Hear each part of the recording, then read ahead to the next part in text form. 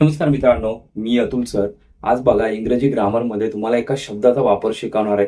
त्याच्यावर तुमचं 70% हे इंग्रजी ग्रामर अवलंबून आहे. बघा तो शब्द कुठला आहे ते समजण्यासाठी तुम्हाला आधी हा चार्ट तुम्हाला समजून घ्यावा लागेल. बघा पहिला आहे क्लॉज कंडिशन. प्रोबॅबल म्हणजे संभावनीय, इम्प्रोबॅबल म्हणजे असंभाव्य, इम्पॉसिबल म्हणजे अशक्य. बघा हा जो शब्द आहे तुमचा कुठला, इफ. बघा इफ इफ हे दिसायला तुम्हाला खूप छोटासा शब्द आहे, पण ह्याचा वापर खूप आहे, तुमच्या नंतर लक्षात येईलच. बघा इफचा क्लॉज असेल तर पहिल्यांदा काय, simple present tense.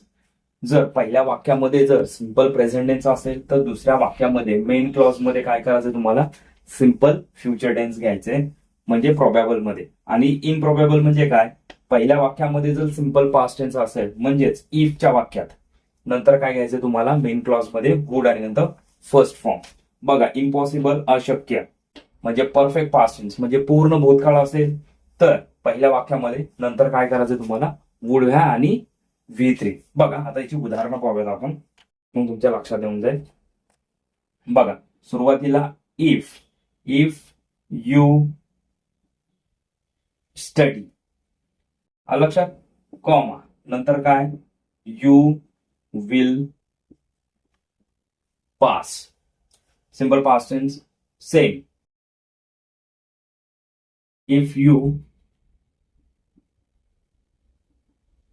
studied you would pass. आता परफेक्ट पास्ट टेन्स असेल तर बघा, if you had studied you would have passed. म्हणजे जर पहिल्या वाक्यांमध्ये जर असं काळ असेल सिंपल प्रेझेंट टेन्स, तर नंतरच्या वाक्यामध्ये तुम्हाला सिंपल फ्युचर. इथं सिंपल पास्ट टेन्स असेल तर इथं काय करायचं वुड आणि वर्बचं फर्स्ट फॉर्म. आणि इथं परफेक्ट पास्ट टेन्स असेल पहिल्या वाक्यात तर नंतर काय करायचं वुड हॅव.